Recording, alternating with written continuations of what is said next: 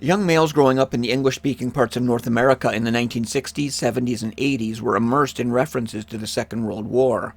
Hollywood churned out film after film, some of B-movie quality, others receiving critical acclaim, some true blockbusters.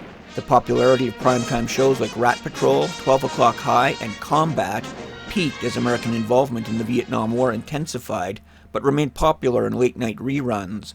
Hollywood showed no signs of losing interest in the good war, with a continual churn of new theatrical releases set during the war.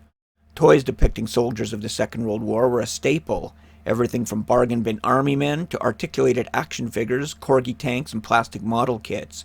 Commercial board wargaming became as close to being mainstream as it would ever get. The pronounced effect the Second World War had on pop culture was a natural extension of its impact on American and Canadian society as a whole. Both nations had made winning the war their first national priority. 16 million of America's 135 million citizens served in the military, and 1 million of Canada's 12 million people likewise served. Veterans of the war shaped North American society and culture for decades. Prominent politicians, businessmen, journalists, actors, producers, entertainers, and other celebrities had served in the armed forces during the war. Every U.S. president from 1953 to 1993, a span of 40 years, had been a military veteran of World War II. For youngsters of Generation X, memory of the war was most vividly kept alive on the familiar comic book racks that were a mainstay of convenience shops, pharmacies, and department stores. For literal pocket change, kids could stock up every month on new stories primarily set in the Second World War. The so-called Silver Age of North American comic books began in 1956, when DC Comics revived interest in superheroes and comics in general. By 1970, there was a proliferation of new titles, and interest in horror and Western stories declined, while war stories gained in popularity. Some of the most popular titles began their long print runs in the 1950s. Most titles were anthologies, collections of short stories with no continuity from issue to issue, each one presenting a new set of features with new characters.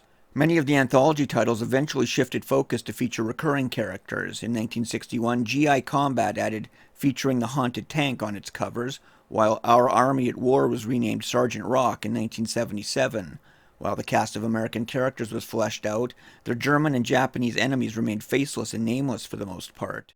As a brief aside, war comics were popular in the United Kingdom as well. Their anthologies, presented in digest format, tended to be more serious in tone, and the most popular title, Commando, which began in 1961, is still published to this day with over 5,700 issues in print.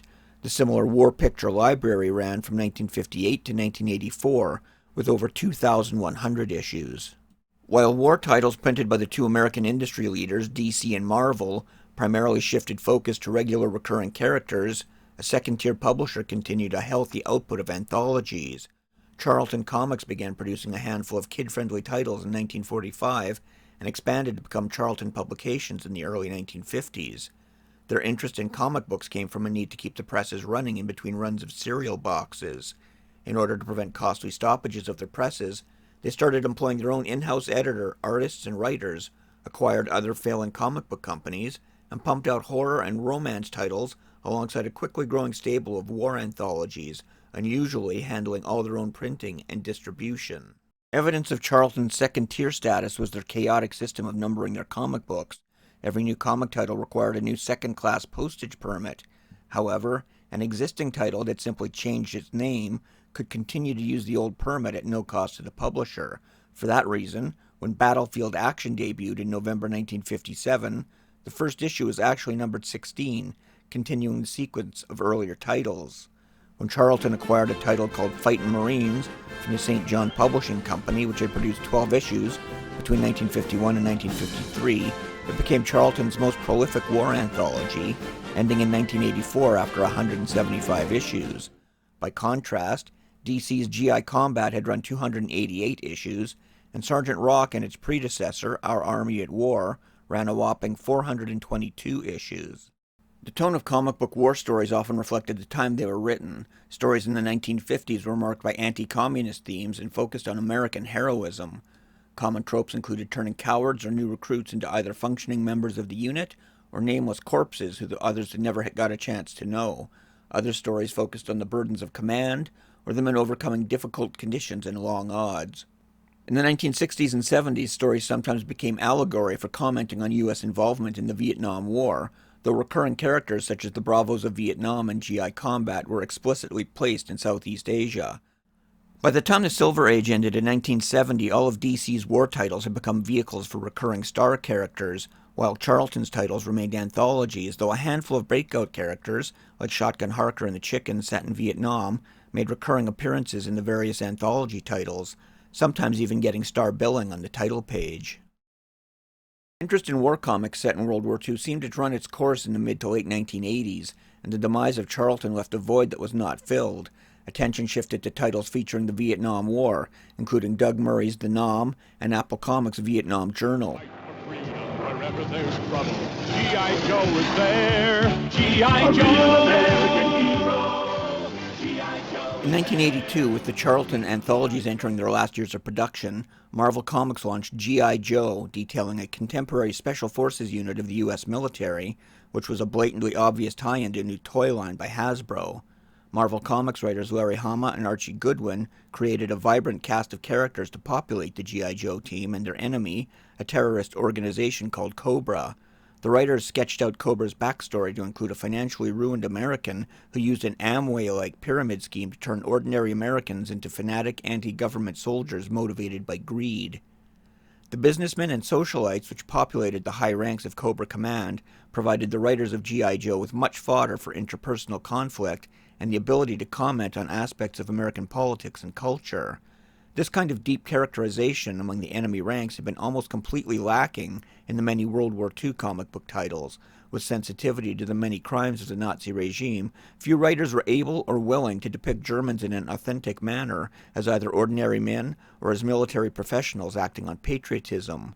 For that reason, the German soldiers portrayed in films, television shows, and comic book stories throughout the 1950s and 60s come off mostly as faceless villains, though they occasionally fared better than the Chinese and Japanese soldiers routinely gunned down in human waves.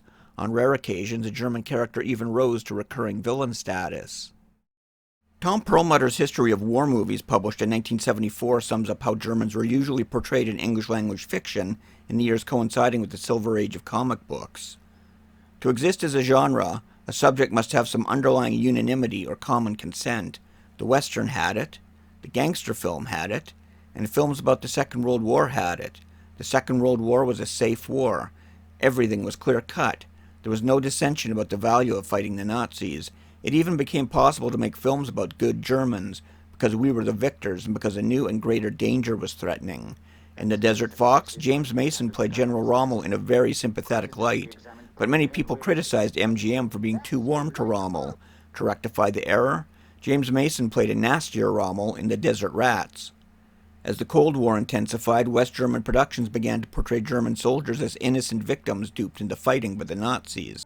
The Longest Day in 1962 featured German actors playing historical German soldiers, not only with a sympathetic Rommel, but a galaxy of German generals who have the obligatory caustic remarks about Hitler, but spend more time on screen acting as professional soldiers with a job to do.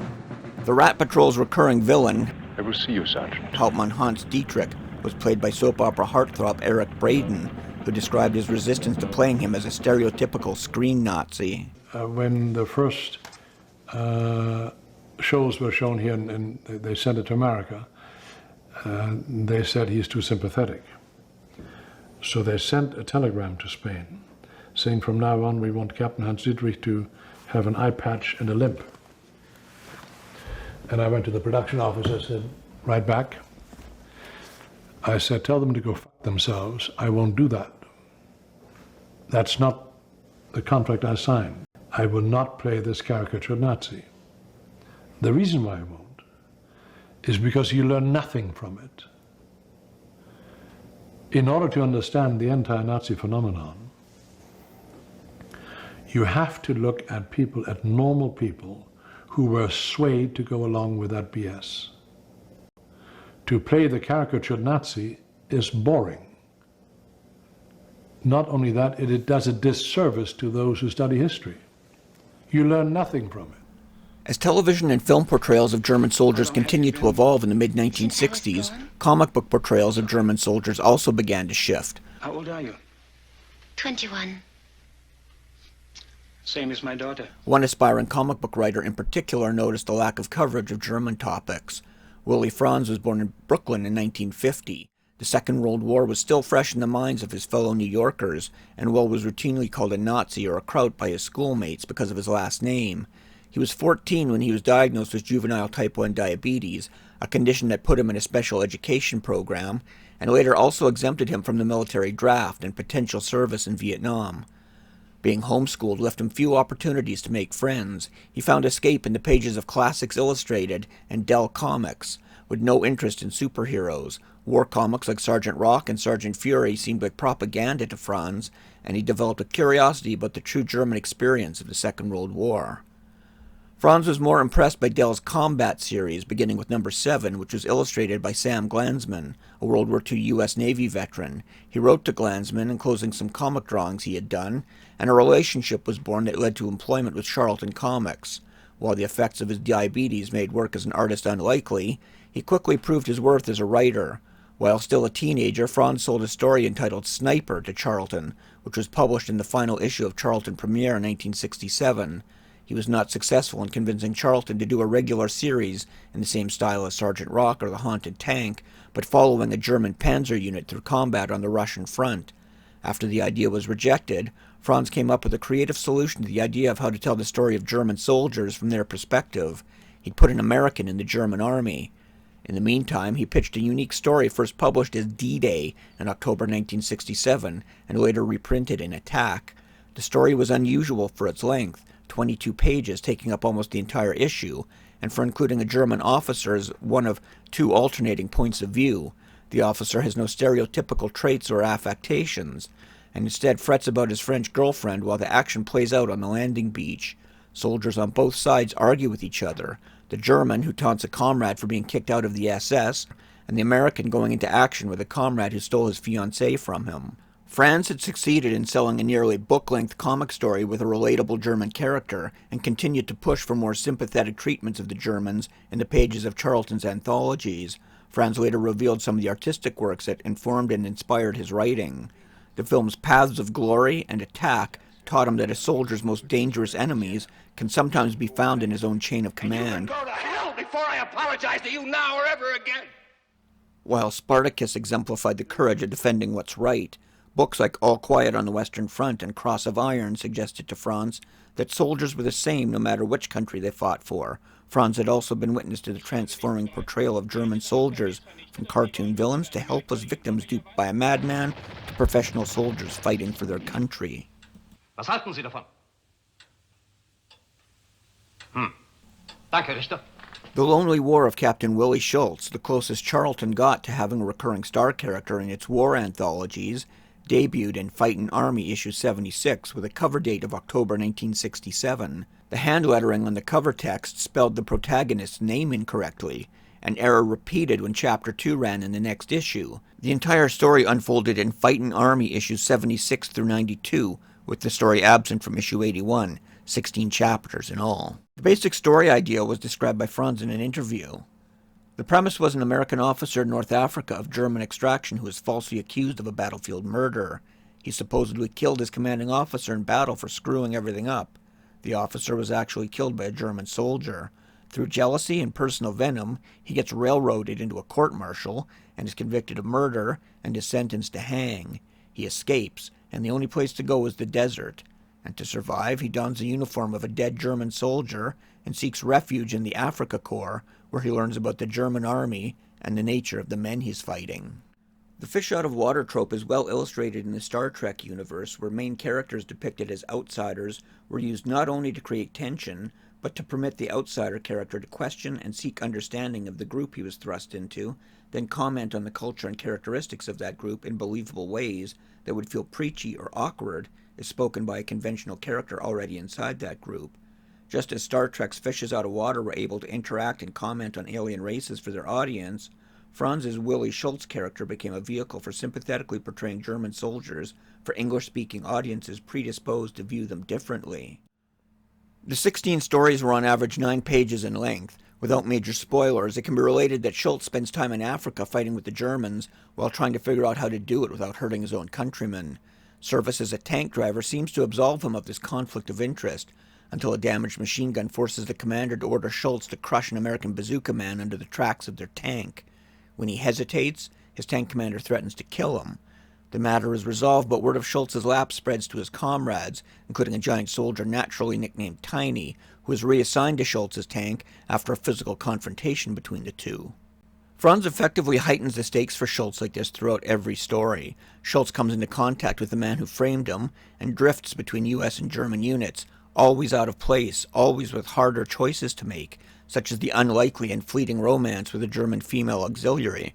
A chance meeting with an American who can clear his name ends in tragedy, as does an encounter with British commandos. His odyssey takes him to a prisoner of war camp in Italy, where he is unable to escape his past. He is asked to escort a wire-happy prisoner on an escape attempt before his fellow prisoners' crimes can be found out by their captors, who will surely execute him. But Schultz's unwillingness to help earns him no respect from the other prisoners, who have always suspected him as an informer, and this episode too has a tragic ending. The final 6 stories take place in northern Italy, where Schultz teamed up with an American OSS agent and a band of partisans. Desperate battles with tanks and soldiers push Schultz's endurance to their limits. The final chapter details a hunt for an informer within the partisan band.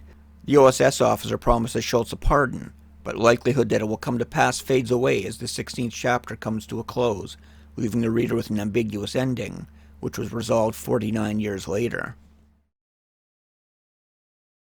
Franz's writing style had clashed with the sentiments of the pro-military editors at Charlton, and about the same time a story circulated about a conscientious objector whose father was a notable Hollywood industry personality, citing Franz's scripts as the reason he didn't want to go to Vietnam. Charlton suddenly found they had too many stories in inventory and no longer needed any more from Franz. He went on to a job in the insurance industry. Glanzman moved on to do GI combat at DC, and Franz's short but impressive comic writing career fizzled out. Charlton had a penchant for recycling material in their anthology titles, and chapters of The Lonely War of Captain Willy Schultz were rerun at random in later titles, and the story even briefly migrated to its own book, with the title emblazoned on the cover. It only ran for 2 issues, reprinting the first 4 stories, less 1 page, and confusingly numbered 76 and 77 as part of Charlton's ongoing practice of avoiding new postal licenses. Charlton never offered the entire series under that title, and thus Charlton never did follow in the footsteps of DC Comics' Sergeant Rock or The Unknown Soldier, in transforming one of its books from an anthology to a star vehicle. On a personal note, I was too young to experience the series in its first run. It was common in the days before personal electronics for my family to buy stacks of used comics before long road trips to visit relatives, and I suspect some of these issues in my personal collection probably came during such purchases.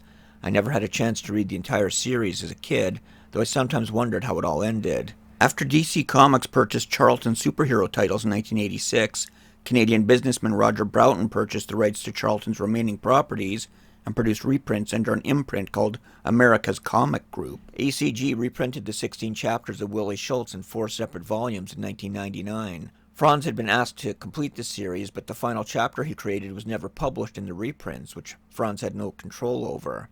He expressed his disappointment with the results in the pages of Comic Book Artist magazine and gave a detailed description of how that 17th chapter brought the story to an end. In 2007, Dark Horse Comics made an agreement to reprint ACG titles, and in 2019, the entire Willy Schultz series was compiled into a single volume, printed in vibrant colors on gloss stock. Looking very little like the thin newsprint of the originals, readers can now enjoy the entire series in a single volume, including the final chapter discussed by Franz in an interview nearly 20 years earlier. Sam Glanzman had died at age 92, but Wayne Van Sant penciled and inked the final installment. 50 years after the original story had abruptly ended with Franz's blacklisting, the story was now complete, and in a final bit of irony, or perhaps a deliberate tribute to the original, the letterer of Chapter 17 misspelled one of the German names. A number of corrections were made to the art and lettering of the original 16 stories, such as the occasional misspellings of Schultz's name, and most significantly, the conclusion of Chapter 12 was relettered with a darker ending Franz had originally written, but which had been altered, without notice or Franz's consent, by the editor. The original draft depicted German soldiers being executed in cold blood by the Italians, with the American OSS officer stating flatly that it was simply the way things were done. The revised story was credited to Joe Gill, one of the Charlton staff writers. It is evidence, perhaps, that not everyone in the industry was comfortable transitioning from the celebratory types of war stories that dominated the Charlton titles and the darker, morally ambiguous stories Franz preferred to tell. The revised pages kept the same art, including an unarmed German soldier being held at gunpoint, but changed the dialogue considerably. Compare these panels from the original Charlton publications and the Dark Horse version.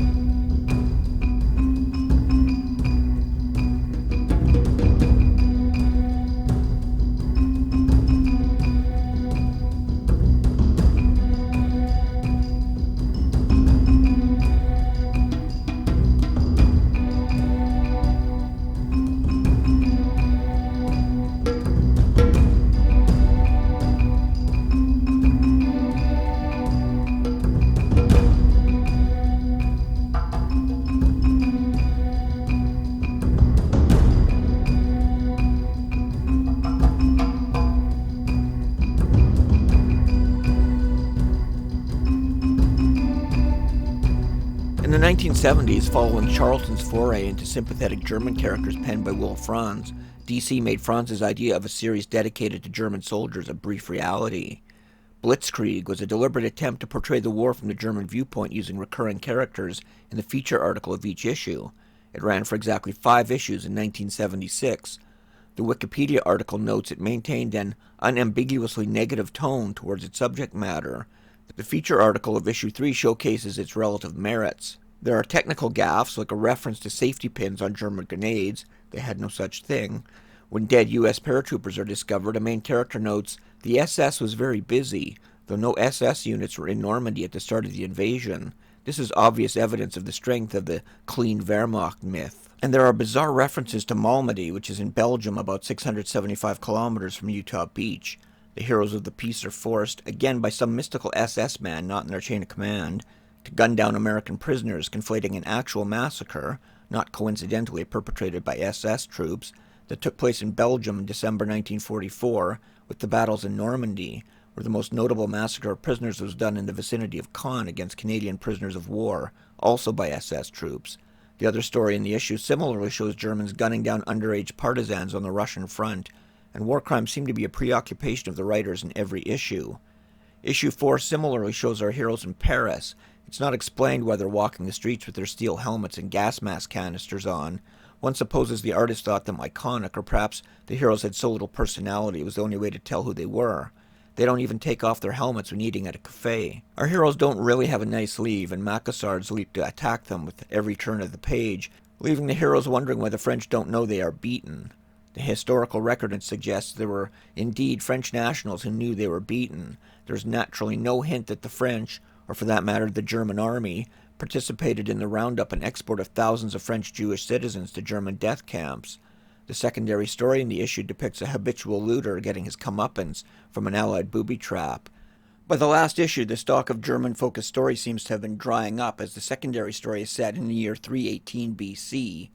On the whole, the series lacked originality and authenticity, trying to walk the tightrope of accurate portrayal of the Nazi regime while also portraying soldiers of the regime sympathetically. It is no surprise that it failed. Perhaps the closest thing to a series regular after this was Sergeant Rock's nemesis, the Iron Major, who popped up occasionally throughout the run, and like the unnamed German sergeant in the Big Red One, his unit seems to be habitually situated in the same tiny part of the front line that Rock's unit is located for the entirety of the war. Just like one can always see the Eiffel Tower in any movie set in Paris, every German soldier in works of fiction served at Stalingrad. The Iron Major was no exception, losing a hand to frostbite at Stalingrad and having it replaced by solid metal. His iron hand matched his iron will, and of course, he was an apolitical soldier with no hint of approval for the National Socialist program. It would be very difficult to have a sympathetic character in English-speaking fiction who was as xenophobic and anti-Semitic as the average German in the Third Reich period. You always have to label people? Why can't you just get a lawyer? Why does it have to be a Jewish lawyer? Because when I'm going to sue an Arab, I'm going to get a guy that's full of hate. Or at least, you couldn't write such a character for impressionable youth. As we discussed in Part 1, a not inconsiderable number of German Americans and German Canadians found themselves in the Wehrmacht during the Second World War, yet there seemed to be no interest in exploring that topic in popular culture. Perhaps writers considered such men either too strange to be accepted by audiences as believable, or alternately too unexceptional. The anecdotal examples presented in the last video on this channel were of men whose service was in many ways routine. Or perhaps filmmakers and television producers simply thought it unpatriotic to discuss them. Fictional North Americans in German service seem to always be traitors, and the British Free Corps discussed briefly in Part 1 has been a favorite for fiction writers. The film adaptation of The Eagle Has Landed significantly deleted the character of Harvey Preston, an American defector serving with the Germans. The sequel novel also has an American traitor named Asa Vaughn, a pilot who fought with the Finns, inspired by real-life soldier Larry Thorne, who served with the Finns, the Waffen-SS, and later the U.S. Army in Vietnam. I've been ferreting high-ranking officers around ever since. You have performed a valuable service. Yep, probably. Do your passengers not mind the stars and stripes on your sleeve? George Washington Legion. Very exclusive German unit. Just me and about a half a dozen others. Aside from a very few exceptions, fiction writers had no interest depicting men from the English-speaking Allied nations serving with the Germans, either despite or because of what an effective tool it could be for presenting German soldiers in a sympathetic and human light. Attempts at portraying the war through a German lens remained, perhaps understandably, rare, preachy, and negative in tone. The Second World War's impact on North American society had been pervasive, and the history of the war continues to fuel popular culture offerings to this day. When the Silver Age of comics ended in 1970, the so-called Bronze Age began, lasting until 1985, during which time most of the World War II titles had died off. Charlton sold most of their superhero characters to DC Comics at about the same time their World War II-centered anthologies went out of print, apparently there being no appetite for any publisher to continue printing such titles. The business closed in 1991, and the plant was razed. In the current century, the comic book art form evolved into graphic novels, and some have told stories about characters serving in the German forces during the Second World War. Perhaps the most famous graphic novelist toiled in anonymity for much of his life. His book, there is still no clear consensus if it is a novel or an autobiography, The Forgotten Soldier, is one of the best-known descriptions of life in the German army ever to see print. Like Captain Willy Schultz, the protagonist was an outsider, a Frenchman, able to comment on the Germans without inhibition. He went on to renown as a comic book writer and artist. For a brief time, war anthology comics had been popular enough that even the notion of presenting stories from the German side of the lines was considered worthwhile. Few writers aside from Will Franz, however, were up to the challenge of producing authentic characters able to comment credibly on the experience of German soldiers, and it may be significant that the most noteworthy example was in the guise of an American-born German. Perhaps in reality, the only way to make such a character palatable to Western sensibilities.